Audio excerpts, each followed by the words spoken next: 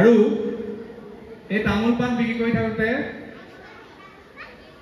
তেখেতৰ এখন বহুকেইখন বহি চাগে ব্যৱহাৰ কৰিলে। এতিয়া ইমান গীত লিখে, বিহু গীত, আধুনিক গীত, যিবোৰ গীতৰ প্ৰত্যেকটো গীতৰে তেওঁ সুৰ কৰে আৰু তেনেকুৱা গীতৰ সুৰ আৰু গীতৰ আপ্লুত হৈ আমাৰ অসমৰ নৱপ্ৰজন্মৰ হাৰ্টথ্ৰব জনপ্ৰিয় গায়ক জুবিন গাৰ্গেও দীপালী বাইদেউৰ গীত গাইছে। আপোনালোকে জানেনে দীপালী বাইদেউৰ গীত জুবিন গাৰ্গে গাইছে বুলি?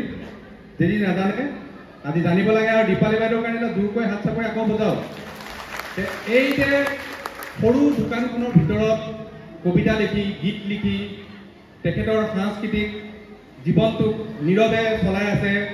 সুদীৰ্ঘ দিন ধৰি বিহুৰ পথাৰত, বিহুতলীত ঢোল বজালে, বিহু গালে, চতিয়াৰ পৰা মহিলাসকলৰ এটা দল মাজে মাজে অসমৰ বিভিন্ন প্ৰান্তলৈ যায়। তাত দীপালী বাইদেউ মধ্যমণি। গতিকে আজি আমি নদুৱাৰ সংগীত বিদ্যাপীঠে এই সমাগত বসন্ত উৎসৱৰ মাজলৈ যিহেতু আমাৰ চাৰিওফালে এটা পৰিৱেশ সৃষ্টি হৈছে, মাধুৰীহঁতৰ দললৈ মুখ্যমন্ত্ৰী আহি গৈছে, গতিকে আমাৰ কেন্দ্ৰীয় বিহুমেলাৰ প্ৰস্তুতি চলি আছে। তেনেস্থলত এইগৰাকী সাংস্কৃতিক কৰ্মীক আমি নদুৱাৰ সংগীত বিদ্যাপীঠে মৰম জনাব বিচাৰিছোঁ, শ্ৰদ্ধা জনাব বিচাৰিছোঁ। তেখেতক প্ৰথমে এখনি বিহুৱানৰে চেনেহৰ গামোচাৰে আদৰণি জনাব আমাৰ পৌৰপতি দীপশিখা সন্দিকৈ ডাঙৰীয়ানী।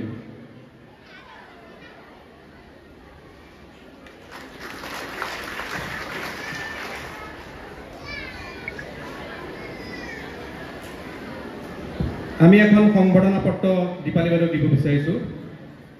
নদুৱাৰ সংগীত বিদ্যাপীঠ, চতিয়া শোণিতপুৰ, অসম, দিনাংক 4/4/2025। আমাৰ সশ্ৰদ্ধ প্ৰণিপাত গ্ৰহণ কৰিব।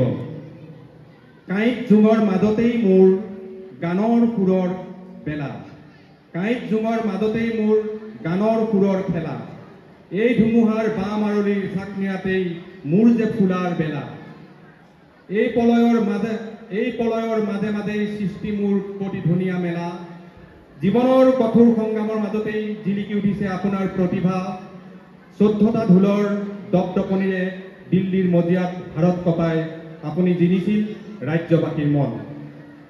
বিহু নাম ৰচি গাইছিল সমাজৰ কথা, আপোনাৰ সুৰত প্ৰাণ আছে, গীতত কেঁচা মাটিৰ গোন্ধ আছে, যি গোন্ধৰ সুবাস লৈ জুবিন গাৰ্গৰ দৰে গায়কে গাইছে আপোনাৰ গীত। আপোনাৰ সৃষ্টিৰাজিত আমি উল্লাসিত। এনেদৰে কাব্যত সুৰ সানি গীত গাই থাকক।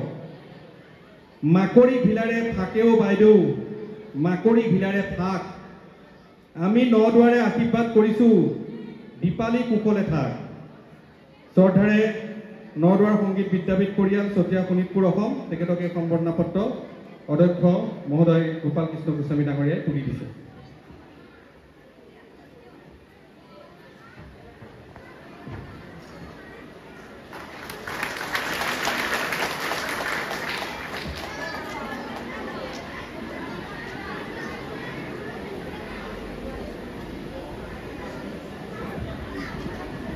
এতিয়া আমি দীপালী বাইদেউৰ অকণমান বিহু আৰু তেখেতৰ অকণমান অনুষ্ঠান আমি ঢোলৰ পৰিৱেশন উপভোগ কৰিম। আমি আমাৰ দীপক অকণমান